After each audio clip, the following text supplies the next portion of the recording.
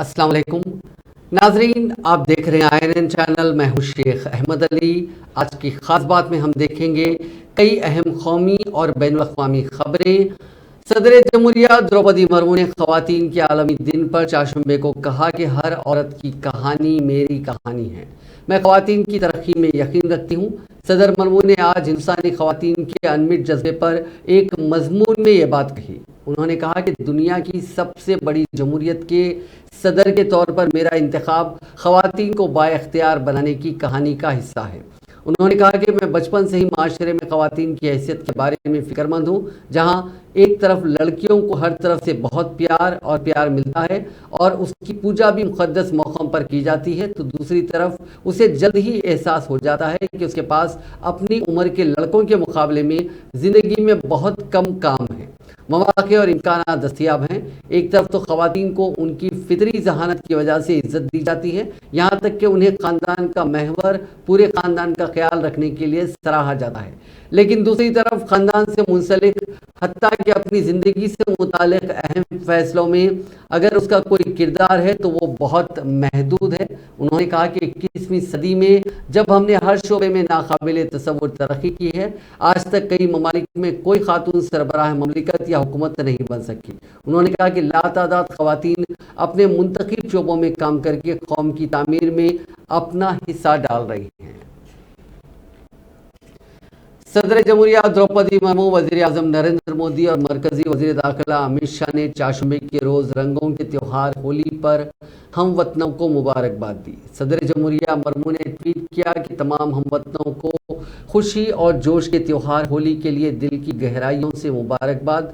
प्यार और भाईचारे का ये त्यौहार हमारे मुतनव्वो मुआशरा और हम आहंगी की अलामत है। मेरी ख्वाहिश है कि रंगों का त्यौहार हर एक की ज़िंदगी में खुशियाँ, खुशहाली और नई तवानाई लाए। वहीं वज़ीर आज़म नरेंद्र मोदी ने आज ट्वीट किया कि होली मुबारक हो, आपकी तमाम लोगों की ज़िंदगियों में खुशी और जोश के रंग हमेशा बरसते रहें। अमित शाह ने ट्वीट किया कि रंग, जोश, खुशी और जोश के त्यौहार होली पर तमाम हमवतनों को दिल की गहराइयों से मुबारकबाद। तमन्ना है कि खुशी का ये त्यौहार आप सबकी ज़िंदगियों में नई तवानाई पैदा करे।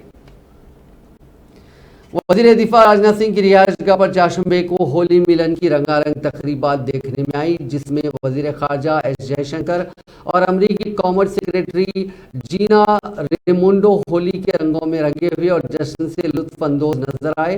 राजनाथ सिंह ने ट्विटर पर होली की तकरीबात की तस्वीर शेयर की, जिसमें अमरीकी वज़ीर तिजारत जीना रेमुंडो उनके साथ ढोल की थाप पर थिरकते हुए नजर आ रही हैं। दीगर तस्वीर में रेमुंडो को राजनाथ सिंह के खानदान के अफराद की तरफ से माला और टीका लगाकर उनका इस्तकबाल करते हुए और उन पर रंग लगाते हुए देखा जा सकता है। वज़ीर दिफा ने ट्वीट किया कि मेरी सरकारी रिहाइशगाह पर होली के मुबारक मौके पर अमरीकी वज़ीर तिजारत की मेज़बानी करने पर काफ़ी खुशी हो रही है। होली मिलन की तकरीब में वज़ीर ख़ारजा एस जयशंकर कुर्ता पहने और गले में रंगीन स्कार्फ डाले हुए हैं और उन्हें अमरीकी कॉमर्स सेक्रेटरी को सुर्ख और सब्ज उबेर गुलाल लगाते हुए देखा जा सकता है। टीम इंडिया भी होली के रंग में रंगी है। हिंदुस्तानी खिलाड़ियों ने मंगल के रोज प्रैक्टिस सेशन के बाद जमकर होली खेली। रोहित शर्मा ने टीम के खिलाड़ियों और टीम मैनेजमेंट को रंग लगाया। बस में भी होली खेली गई। बीसीसीआई ने चारशंबे को सोशल मीडिया पर इसका वीडियो शेयर किया। रोहित शर्मा ने बस में घुसते ही सबसे पहले रविंद्र जडेजा को रंग लगाया। इसके बाद रोहित ने कहा कि पहले विराट को रंग लगाओ। रोहित ने 2 बार विराट को रंग लगाया। सभी खिलाड़ी होली सूखे रंग से खेलते नजर आए। ड्रेसिंग रूम में होली खेलने के बाद हिंदुस्तानी कप्तान रोहित शर्मा, सूर्य कुमार यादव और ईशान किशन का फोटो भी सामने आया।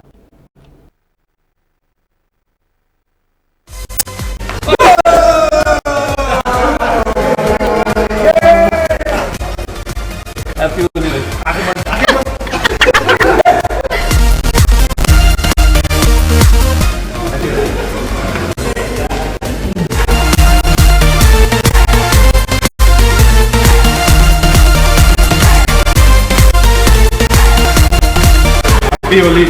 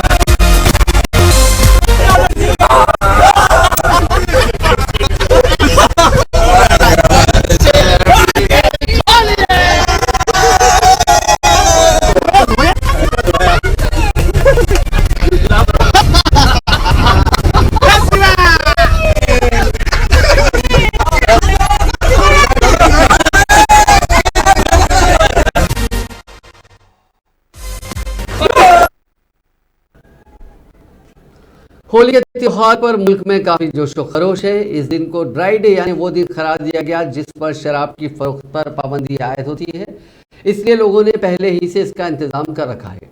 एक रिपोर्ट के मुताबिक कौमी राजधानी दिल्ली में शराब की फरोख्त ने इस साल पिछले तमाम रिकॉर्ड तोड़ दिए। 6 मार्च को एक ही दिन में 58 करोड़ 80 लाख रुपए की 26 लाख बोतलें फरोख्त हुई। महकमे एक्साइज ने इस माह यानी पीर 6 मार्च तक 227 करोड़ रुपए की 1 करोड़ 13 लाख शराब की बोतलें फरोख्त की, जबकि हुक्काम का कहना है कि 7 मार्च को 2 मिलियन बोतलें करीब 20 लाख से ज्यादा बोतलें फरोख्त की गई। ख्याल है कि दिल्ली में शराब की 560 दुकानें हैं। आम दिनों में जहां रोजाना 12 से 13 लाख बोतलें फरोख्त होती हैं, वहीं होली के मौके पर हर हफ्ता इतवार और पीर को शराब की फरोख्त के आदाद शुमार बढ़कर 15 लाख और 26 लाख यौमिया तक पहुंच गए। दिल्ली को रवां साल शराब की फरोख्त से 6,100 करोड़ रुपए की आमदनी हुई। इस रकम में शराब की बोतलों पर एक्साइज ड्यूटी से 5,000 करोड़ रुपए और वैल्यू एडेड टैक्स के तौर पर 1,100 करोड़ रुपए शामिल हैं। इसके साथ ही 960 होटलों, रेस्टोरेंट्स और क्लबों में शराब की फरोख्त से हासिल होने वाली आमदनी का डेटा अभी तक दर्ज नहीं किया गया। जहां पिछले साल दिवाली, क्रिसमस और नए साल के आसपास बहुत ज्यादा शराब फरोख्त हुई थी, वहीं महकमे एक्साइज के मुताबिक रवां मार्च में रेवेन्यू की वसूली गुज़िश्ता साल के मुकाबले में बहुत बेहतर रही।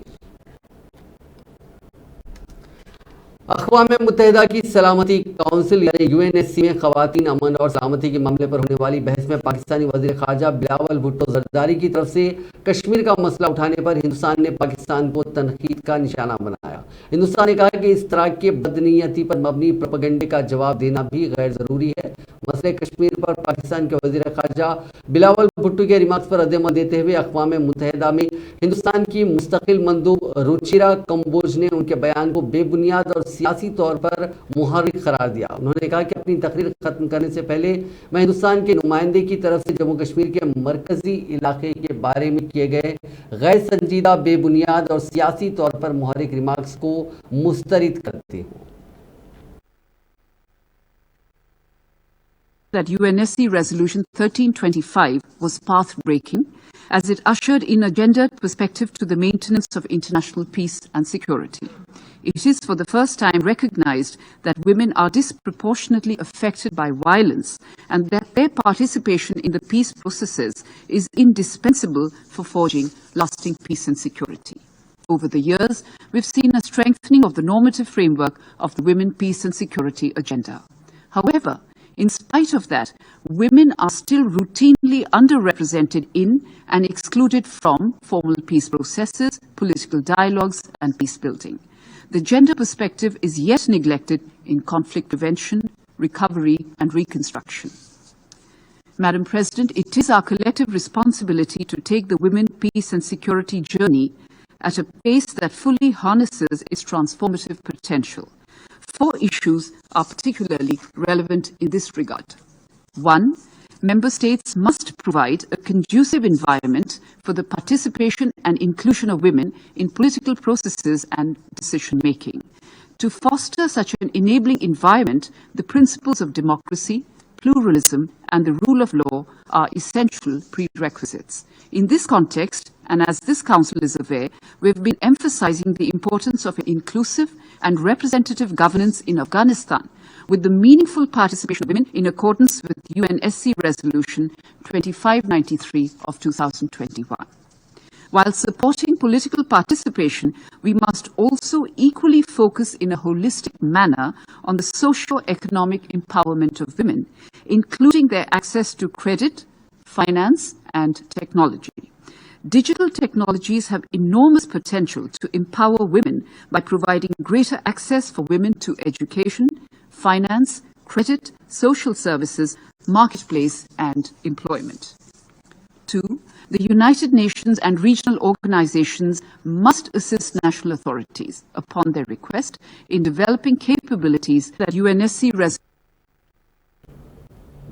मानिक साहा ने चाशुम्बे के रोज विवेकानंद मैदान में दूसरी बार त्रिपुरा के वजीर आला के तौर पर हलफ लिया।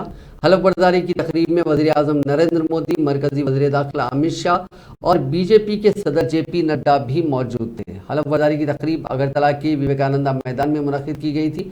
रियासत में भारतीय जनता पार्टी के 9 मुंतखब अरकान असम्बली ने डॉक्टर साहा के नाम पर इत्तेफाक होने के बाद हुकूमत बनाने का दावा पेश किया था। आज हलफ लेने वालों में रतनलाल नाथ, प्रंजीत सिंघा राय, सनातन चकमा, सुशांत चौधरी, टिंकू राय, सुधांशु दास और शुक्ला चरण नोटिया शामिल हैं।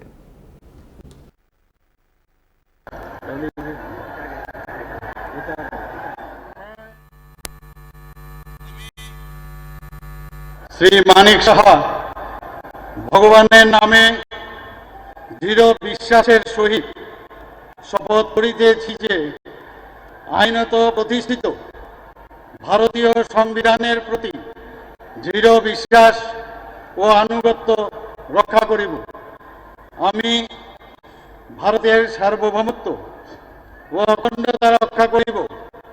আমি ত্রিপুরা রাজ্যের মুখ্যমন্ত্রী হিসাবে আমার কর্তব্য বিশ্বস্তভাবে ও বিবেক পরায়ণতার সহিত সম্পন্ন করিব এবং ভারতীয় সংবিধান অনুযায়ী ভয়, অনুগ্রহ, প্রীতি বা বিদ্বেষ মুক্ত থাকিয়া সর্বশ্রেণীর লোকের প্রতি ন্যায় আচরণ করিব।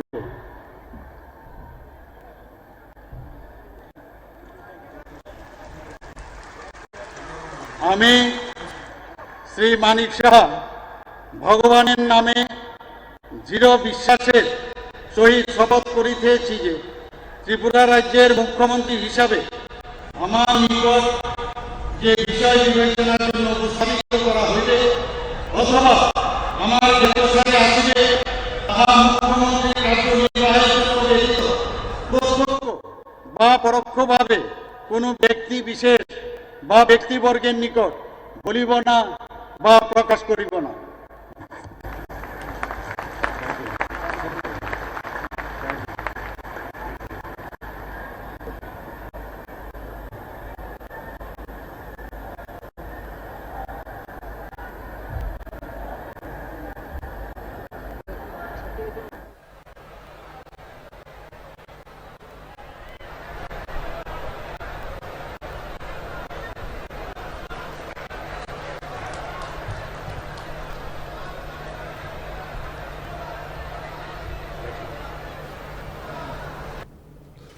दिल्ली के वज़ीर आला अरविंद केजरीवाल ने आज पूरे मुल्क के लिए दुआ की। आज सुबह 10 बजे से शाम 5 बजे तक केजरीवाल 7 घंटे तक मेडिटेशन में रहे। मुल्क की बेहतरी के लिए दिन भर की पूजा शुरू करने से पहले केजरीवाल राजघाट पहुंचे, जहां उन्होंने महात्मा गांधी को खिराज अकीदत पेश किया।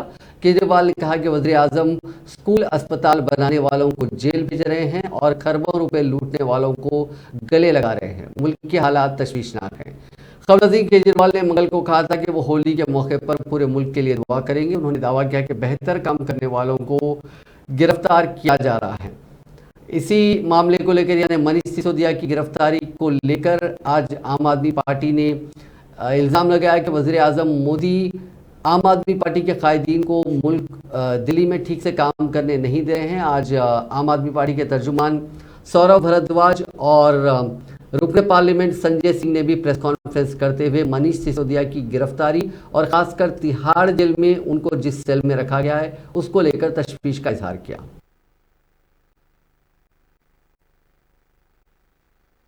होली पर अक्सर एक गाना चलता है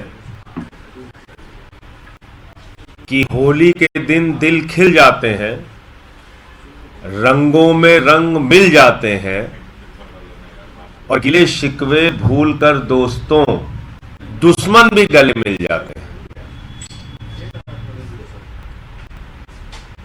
यानी ये त्योहार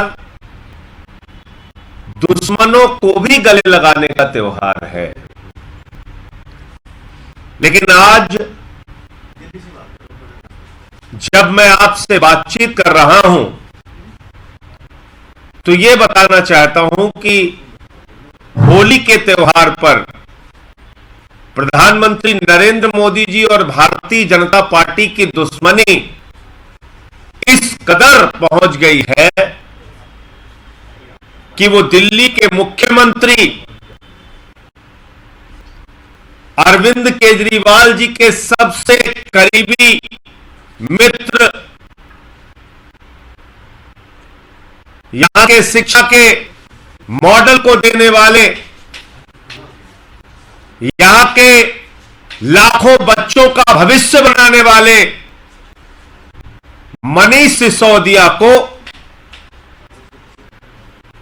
ऐसे खतरनाक खूंखार अपराधियों के बीच में जेल के अंदर रखा गया है कि हमें आशंका है उनकी हत्या भी कराई जा सकती है।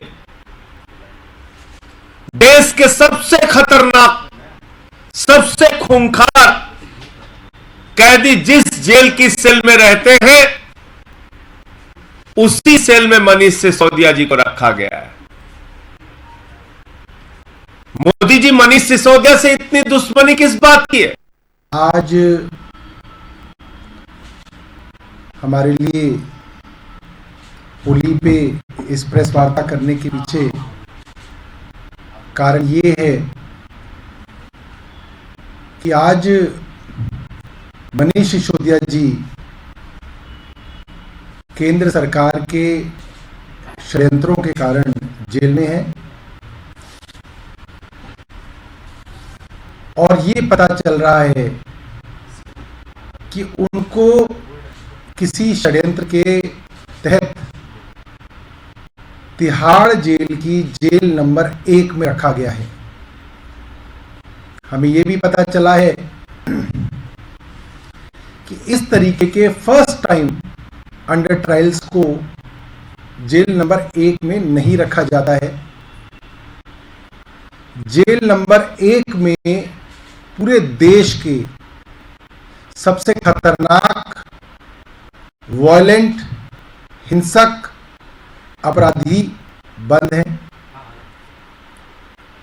और उनकी हिंसा की खबरें कई बार टीवी, मीडिया और अखबारों में छपती है।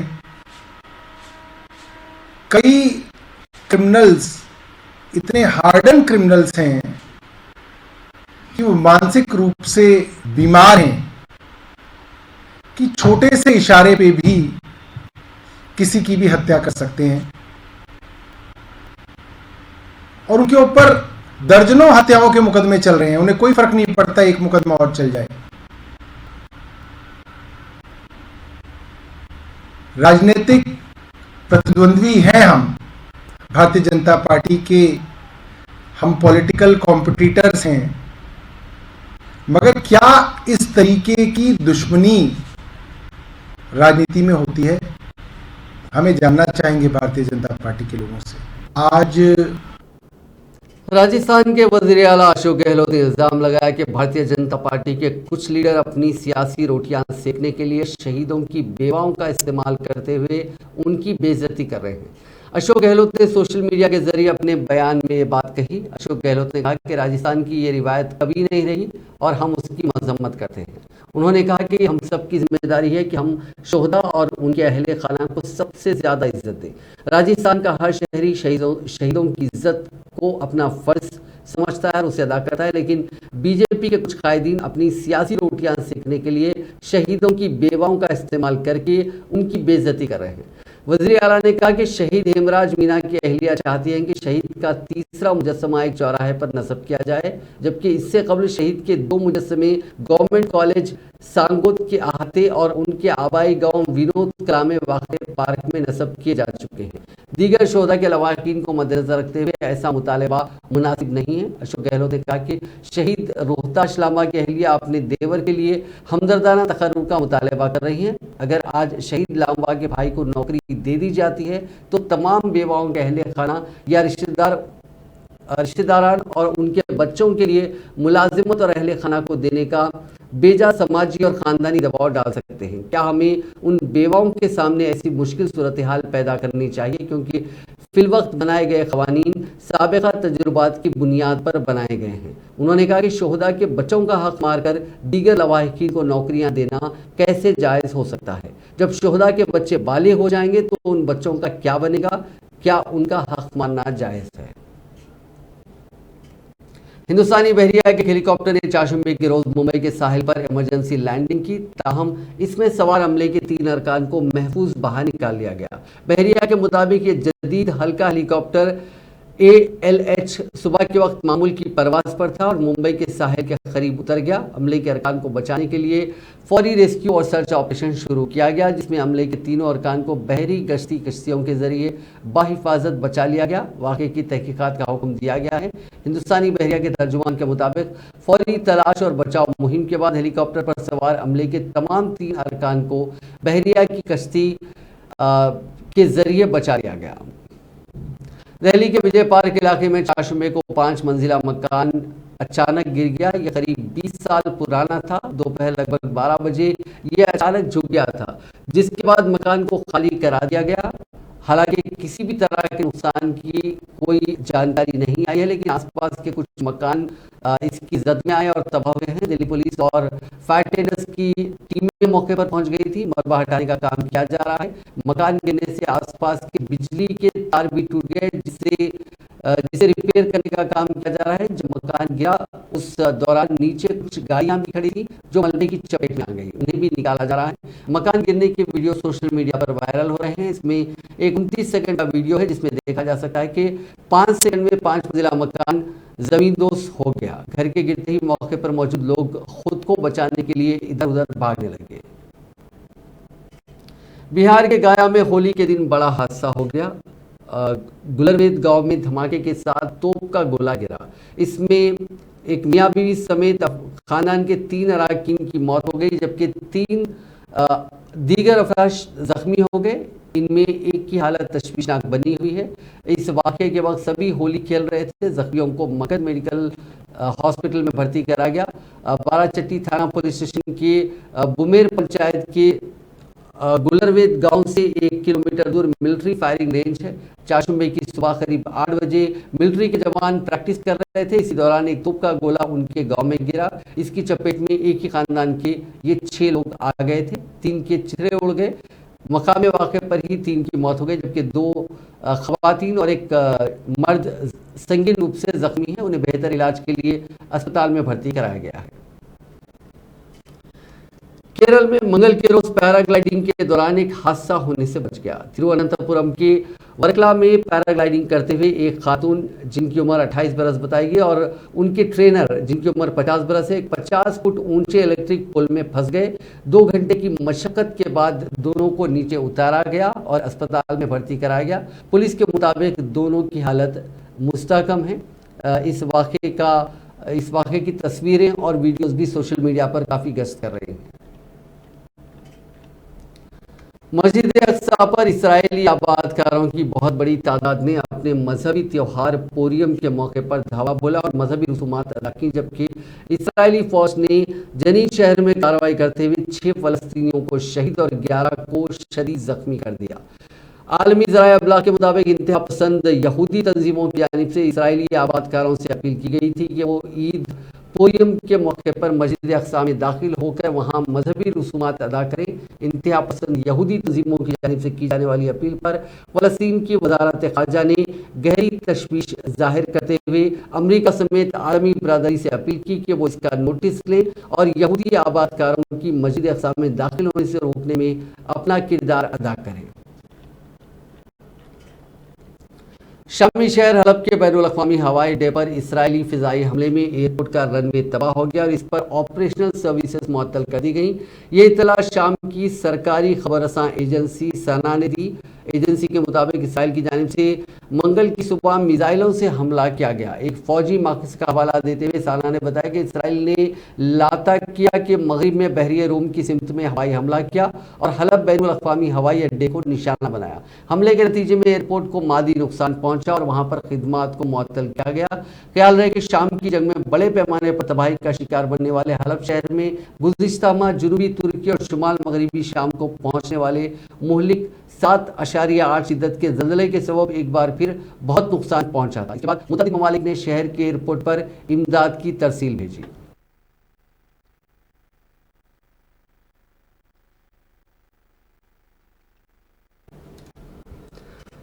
मशरक़ वस्ता एशियाई मुल्क यमन के शुमाल मगरबी साहिल पर बहरिया अहमर में एक कश्ती उलटने से 21 अफराद हलाक हो गए। मकामी हुक्काम ने ये इत्तला दी। जिला कौंसिल के एक अहलकार अकरम अल अहद ने बताया कि यह हादसा मंगल की सपहर हुदैदा बंदरगाह शहर के शुमाली हिस्से में ज़िले अल हिया के नज़दीक बहरिया अहमर में पेश आया। उन्होंने बताया कि कश्ती में 27 मुसाफिरीन सवार थे। उन्होंने बताया कि तमाम मकामी बाशिंदे यमन के बड़े कामरान जजीरे पर एक रिश्तेदार की शादी की तकरीब में शिरकत के लिए जा रहे थे। उन्होंने कहा कि मरने वालों में 12 खवातीन, 7 बच्चे और 2 मर्द शामिल हैं। हादसे में बच जाने वाले 6 अफराद को इब्तदाई तिब्बी इमदाद के लिए हुदैदा शहर के अलसूरा अस्पताल ले जाया गया। हादसा तेज हवा की वजह से पेश आया। कामरान जजीरा और हुदैदा की बंदरगाह अक्टूबर 2014 से हौसी बागियों के कंट्रोल में है। यूनाइटेड नेशंस के चीफ एंटोनियो गुतरेस मंगल की देर रात यूक्रेन पहुंचे। वहां दारुल हुकूमत कीव में उनकी मुलाकात सदर वोलोदिमीर ज़ेलेंस्की से हुई। इस मीटिंग में ब्लैक सी के जरिए फूड एक्सपोर्ट जारी रखने पर गौर किया गया।